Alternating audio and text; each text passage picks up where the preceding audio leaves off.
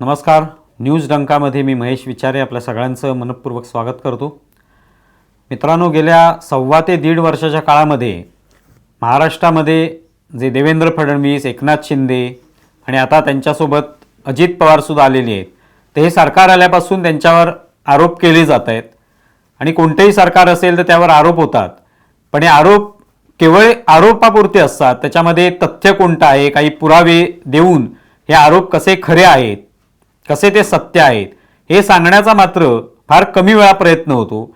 आणि केवळ मग ते आरोपापुरतं उरतं. केवळ एक चिखलफेक करण्यासाठी कोणतरी येतो प्रवक्ता आणि सरकारवर आरोप करतो, मोकळा होतो.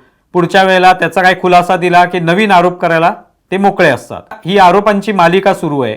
आणि त्याच्यामध्ये आता एक नवीन आरोप आहे, तो म्हणजे कंत्राटी भरतीच्या संदर्भामध्ये. तेही कंत्राटी भरतीच्या संदर्भात आरोप झाला की पोलीस दलामध्ये अशी कंत्राटी भरती केली जाणार आहे, सरकार तशी भरती करणार आहे.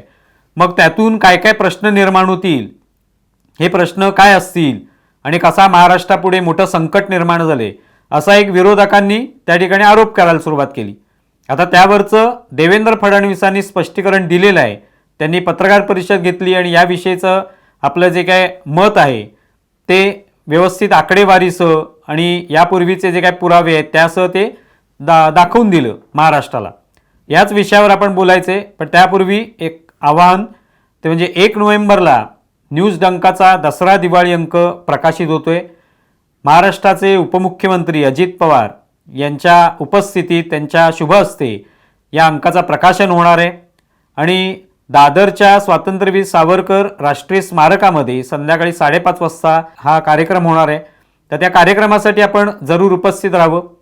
त्याशिवाय त्या ठिकाणी प्रसिद्ध राजकीय विश्लेषक भाऊ तोरसेकर, सुशील कुलकर्णी हे जे दोन्ही यूट्यूबमध्ये सध्या अत्यंत लोकप्रिय असलेले विश्लेषक आहेत, त्यांच्याशी संवाद साधला जाणार आहे. न्यूज डंकाचे मुख्य संपादक दिनेश कांजी हे त्यांच्याशी संवाद साधतील.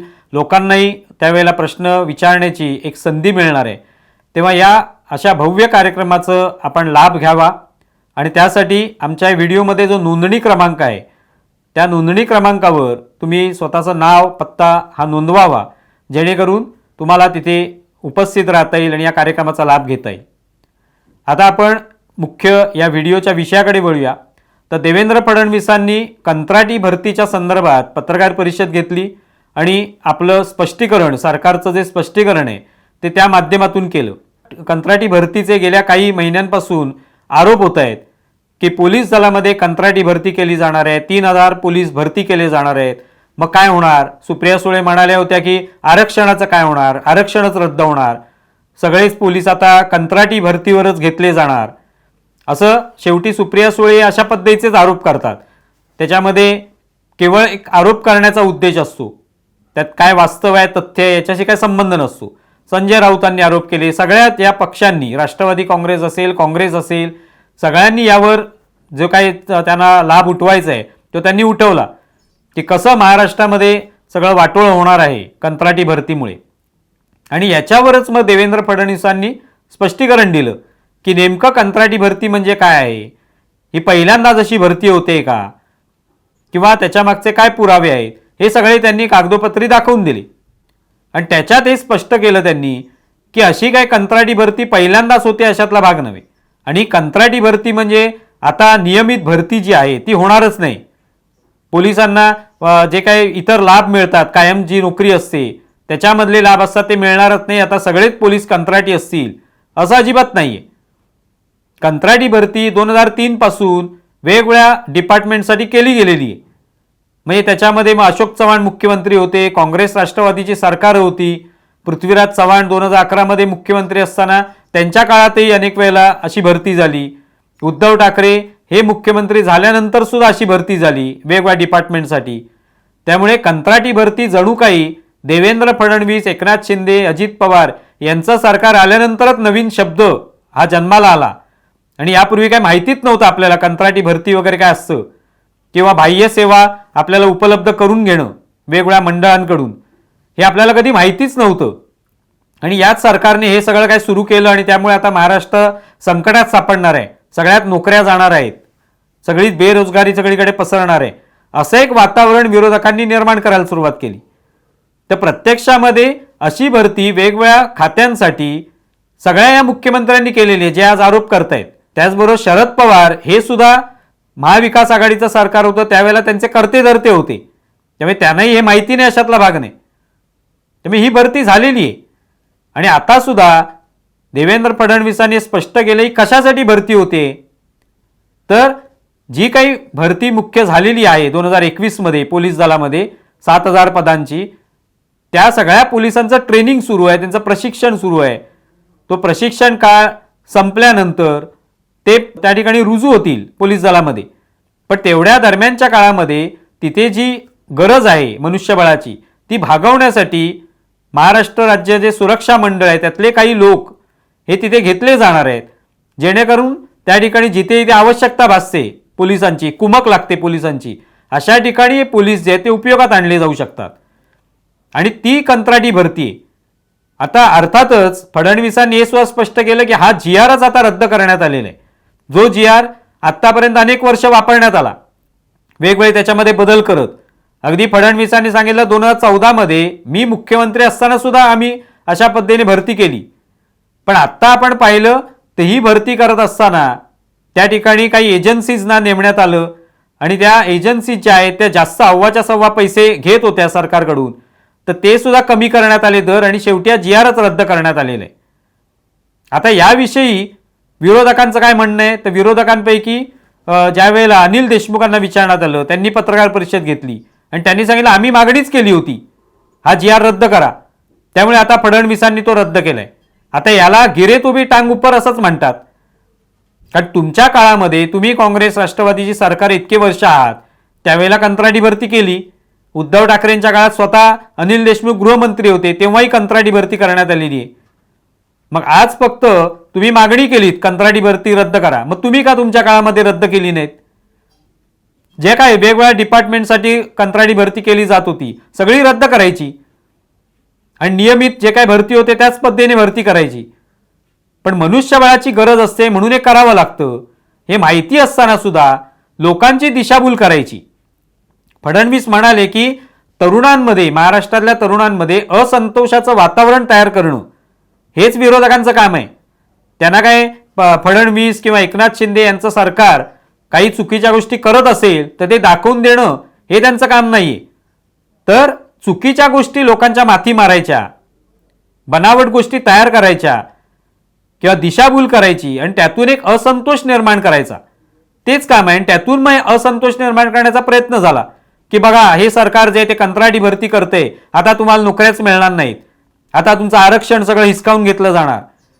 सुप्रिया सुळे म्हणाल्या, संजय राऊत म्हणत असतात, हे सगळे जे आरोप होतात ही चिखलफेक जी आहे ती केली जाते रोजच्या रोज, म्हणून मग हे स्पष्टीकरण द्यावं लागतं. आता अर्थात देवेंद्र फडणवीस यांनी हे स्पष्टीकरण दिल्यानंतर विरोधक गप्प बसतील किंवा आपली चूक मान्य करतील, माफी मागतील, अशी अजिबात शक्यता आहे.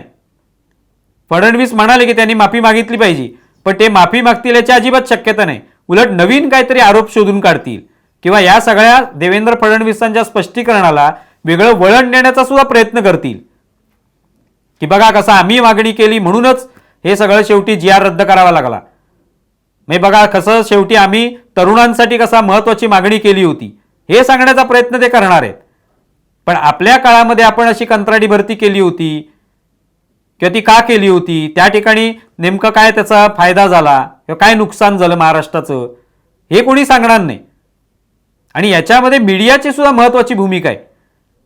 ज्या ज्या वेळेला असे आरोप होतात त्यावेळेला खरं तर देवेंद्र फडणवीसांना स्पष्टीकरण देण्याची गरजच नाही किंवा आवश्यकताच नव्हती.